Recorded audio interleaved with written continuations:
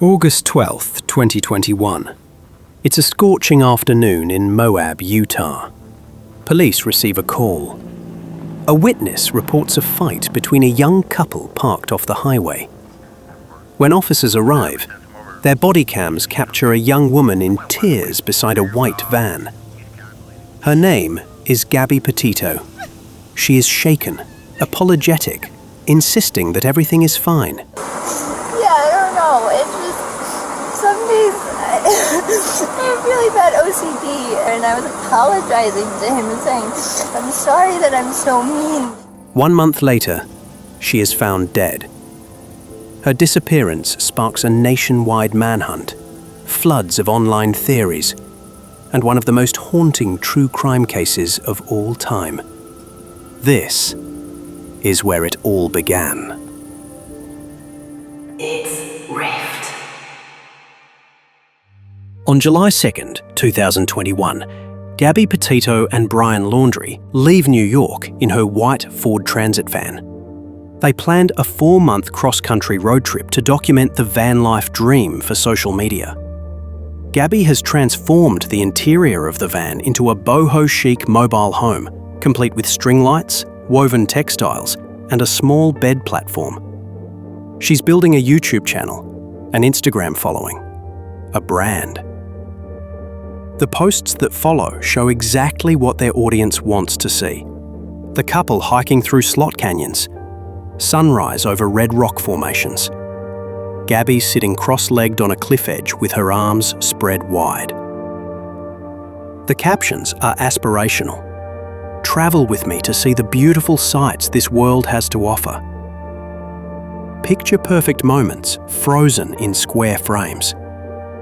But between those curated images, something else is building. According to police reports, Gabby and Brian had been arguing more than usual. The stress of living in a van, of constant proximity, of trying to maintain the illusion of the perfect life while dealing with very real relationship problems.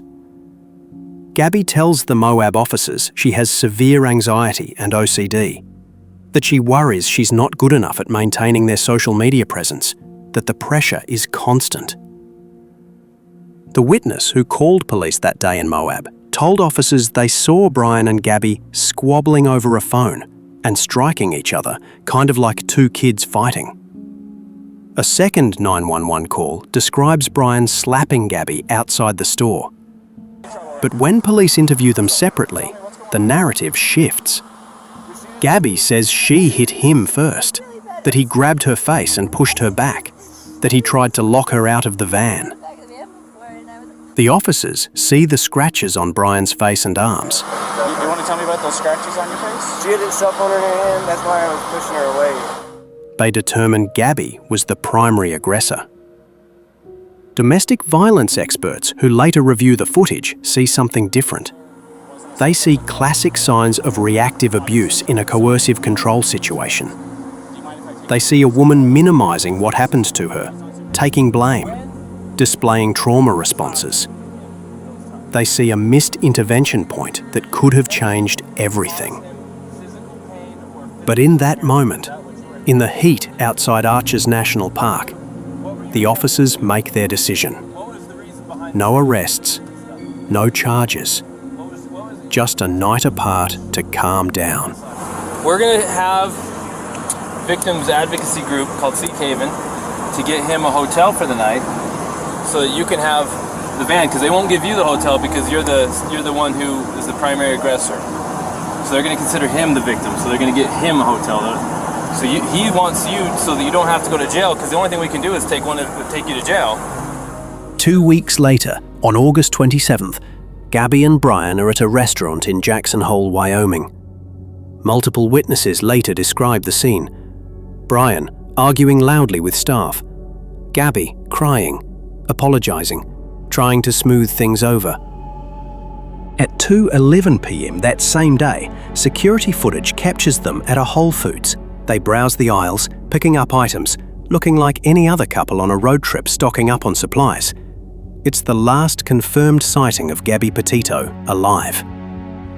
Over the next 48 hours, eyewitnesses place Brian hitchhiking alone near Grand Teton National Park. He tells drivers he's been camping by himself for days, that Gabby is back at their van, working on social media content. He offers one couple $200 for a 10-mile ride, an odd amount for such a short distance. When the driver mentions she's going to Jackson Hole, Brian's demeanor changes. He urgently asks her to stop, gets out on the side of the road, disappears. On August 29th, Brian calls his mother from Wyoming. Their conversation seems normal at first, but according to his parents, his tone completely changed before they hung up. Brian's father calls him back.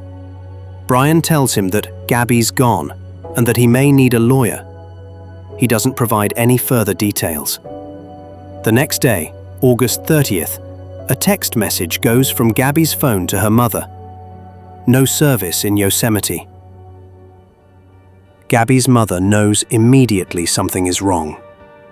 Yosemite is 900 miles from where Gabby said she'd be. The phrasing doesn't sound like her daughter.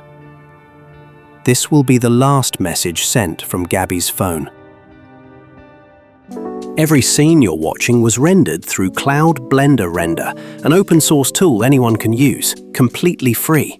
Believe it or not, you can rent a 5090 for under $1 on RunPod.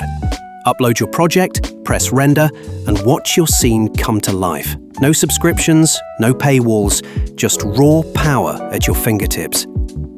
To support the project and help us make more stories like this, check the link in the description or scan the QR code. Now, back to the case.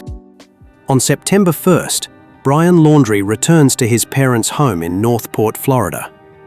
Alone, driving Gabby's van. For 10 days, Gabby's family tries to reach her. Calls go unanswered. Messages pile up in unread threads. Her mother, Nicole, her father, Joe, her step-parents, they all try different numbers, different approaches. They call the Laundrie home. The family doesn't answer. On September 11th, Gabby's mother reports her missing to police. The same day, the Laundrie family releases a statement through their attorney. They will not be speaking to investigators or the media. Northport Police Chief Todd Garrison holds a press conference. His frustration is barely contained. 2 people went on a trip and 1 person returned. That person who returned isn't providing information. Within hours, the story explodes across social media. The case hits a perfect storm of factors that drive viral attention. A young, attractive white woman. A cross-country adventure that millions have dreamed about. A social media trail documenting the entire relationship. And, most compellingly, a fiancé who returned home alone in her van and immediately lawyered up, refusing to speak. On TikTok, the hashtag Gabby Petito begins accumulating views. By the end of the first weekend, it reaches 100 million, then 300 million, then 500 million. Amateur detectives flood the platform with theories, analyses, and potential sightings. A TikTok user named Miranda Baker posts a video on September 17th. She and her boyfriend picked up a hitchhiker near Grand Teton on August 29th. The hitchhiker was Brian Laundrie. Baker describes him as very awkward and confused. When she mentioned she was driving to Jackson Hole, Brian suddenly asked her to stop and let him out immediately. Baker contacts the FBI with information about where she dropped him off. Another TikToker, Jessica Schultz, posts that she saw Brian acting strangely near the Spread Creek dispersed camping area on August 26th, driving his van slowly and acting weird. She later tells investigators she advised them to search near Spread Creek. But the most crucial tip comes from a YouTube couple, Jen and Kyle Bethune, who document their own van life journey. Going through their dashcam footage from August 27th, they spot something. A white Ford Transit with Florida plates parked near the Spread Creek area of Teton National Forest. The van appears abandoned. They upload the footage and alert authorities. Within hours, search crews converge on the location. On September 19th, 2021, hikers find a body in Wyoming's Teton National Forest, approximately 1,000 feet from where the Bethune's dashcam footage showed the van parked. The FBI confirms the remains are those of Gabby Petito. The Teton County coroner rules the manner of death as homicide. The cause? Strangulation and blunt force trauma. Gabby's father tweets a photo of his daughter. She touched the world. The confirmation transforms the case from a missing person investigation to a homicide. The focus shifts entirely to Brian Laundrie. But there's a problem. Brian Laundrie is gone.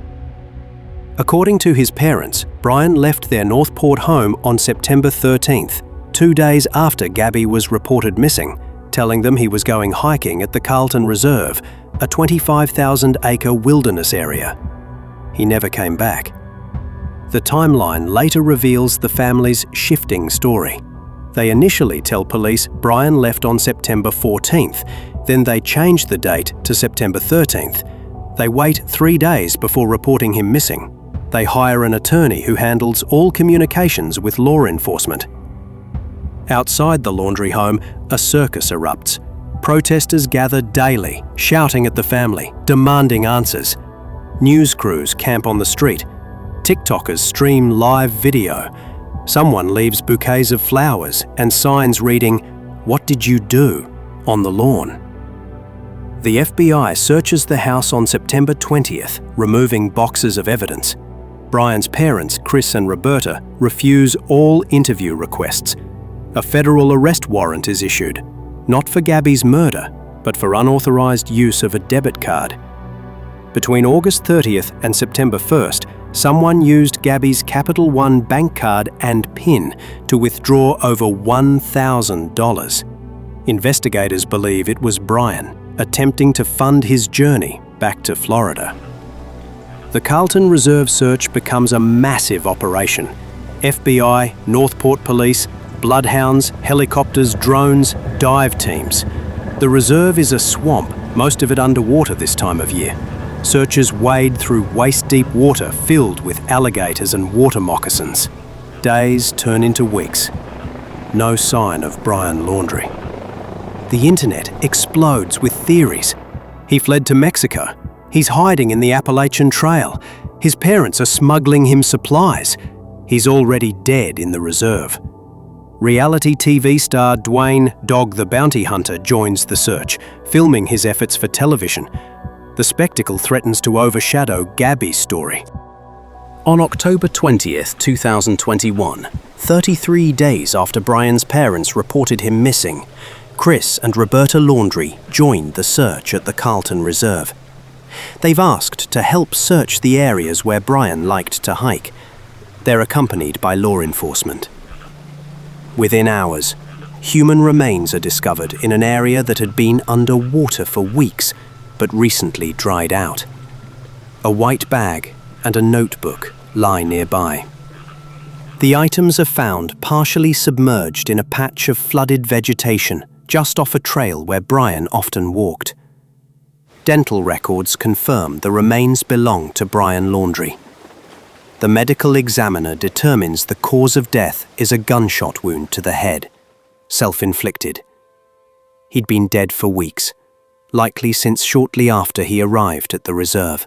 Inside the waterlogged notebook, investigators find a confession. The pages are difficult to read, damaged by water, but the FBI's forensic team works to recover the text. In the pages, Brian claims responsibility for Gabby's death. He writes that Gabby had injured herself and was in pain, and he killed her because he thought ending her suffering was merciful. He portrays himself as making an impossible choice, as if his actions were compassionate rather than criminal. Forensic experts immediately dispute this narrative. The autopsy findings show Gabby died from manual strangulation. Brian placed his hands around her neck and squeezed until she died. She also suffered blunt force trauma. The injuries are not consistent with a mercy killing of an already injured person. They're consistent with intimate partner violence that escalated to murder. The notebook confession is Brian's final manipulation. his last attempt to control the narrative, even in death. In January 2022, the FBI closes the case. No charges will be filed against anyone else. Brian acted alone. He killed Gabby sometime around August 27th or 28th, left her body in the wilderness, drove her van back to Florida, used her debit card, and then took his own life when the walls closed in. Brian Laundrie never faced trial, never answered questions, never gave Gabby's family the closure of seeing justice served. His confession, written in a waterlogged notebook in a Florida swamp, was his final act of control. One last attempt to shape the story, to justify the unjustifiable, to paint himself as something other than what he was. A murderer. The Gabby Petito case generated over 1.2 billion TikTok views, wall-to-wall news coverage, and endless speculation. It became the most viral true crime story of the 2020s. What remains now is Gabby's story. Imperfectly told, obsessively followed, tragically concluded. A cautionary tale about the lies we tell on social media. A reminder that the smiling photos hide real pain. And a testament to how quickly love can turn violent when warning signs are ignored. Gabrielle Petito, 22 years old, dreamed of traveling the country and sharing her adventures with the world. Her life was stolen by someone who claimed to love her. She became famous only in death, yet her story touched millions who never met her. Today, her name lives on through the Gabby Petito Foundation, created by her parents to help find the missing who don't make headlines, funding searches, providing family resources, and giving a voice to those still lost. Because even after the camera stopped rolling, the mission continues to bring others home.